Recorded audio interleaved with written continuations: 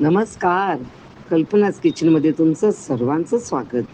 आज मी तुमच्याबरोबर mango राईसची yummy recipe share करणार आहे. त्यासाठी मी इथे तेल घेतलं आहे पॅनमध्ये. एक 3 चमचे टेबलस्पून तेल आहे इकडे. तेल चांगलं तापू द्या. मग या राईची फोडणी द्यायची आपल्याला. फ्लेम हायवर आहे. राई चांगली तडतडली ना की मग आपण फ्लेम कमी करूया for the rest of the recipe. आता इकडे कच्ची चण्याची डाळ, कच्चे शेंगदाणे आणि कच्ची उडदाची डाळ.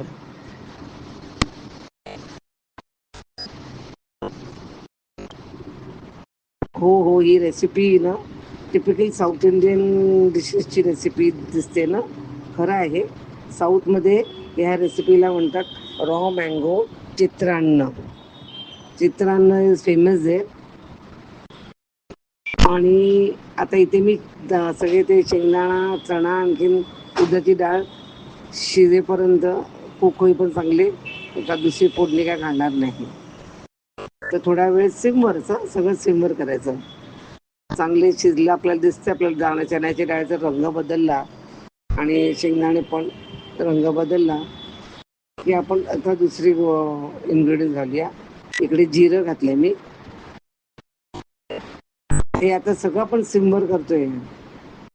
हिरव्या मिरच्या घातल्या, 2 हिरव्या मिरच्या घातल्या इकडे कापून. आणि हे आलं आहे. आलं एकदम किंचित आलं घालायचं टेस्टसाठी. मी ते बारीक बारीक बारीक पीसेस करून घातले, ज्युलियन्स केले. आणि कढीपत्ता.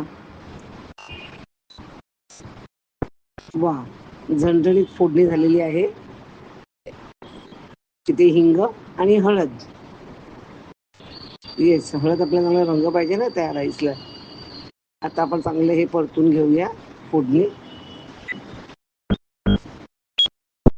आता आपला main hero of the dish म्हणजे कच्ची कैरी. आता ही कैरी मी ते पाव किलो वॉटर कपच घेतले, कारण कैरी खूपच आंबट होती. ही बघा, ही कैरी वापरली मी. पण अदरवाईज तुम्ही जर तोतापुरी आंबा वगैरे वापरला ना तर माप आहे 1 कप राईससाठी अर्धा कप कैरी, किसलेली कैरी. ठीक आहे. पण हे आंबट असल्यामुळे मी आज पाव कपच घातले कैरी. आता कैरी चांगली शिजू द्या ती. मग आता मीठ घातले. आता परत नीट सगळं मिक्स करून घ्या. आपल्याला तांदूळ वापरणार आहे तो मी शिजवलेला आहे. मी कुकरमधून शिजवलेला आहे. तर आता याच्यानंतर काही शिजवायचं नाही आहे, म्हणून कैरी थोडी शिजेपर्यंत आपण थांबूया. आणि मग कुकरमधून केलेला 1 कप तांदूळ मी आता घालते याच्यामध्ये, मिक्स करते. आता काय करायचं आहे आपल्याला, फक्त ते चांगलं मिक्स करून घ्यायचं.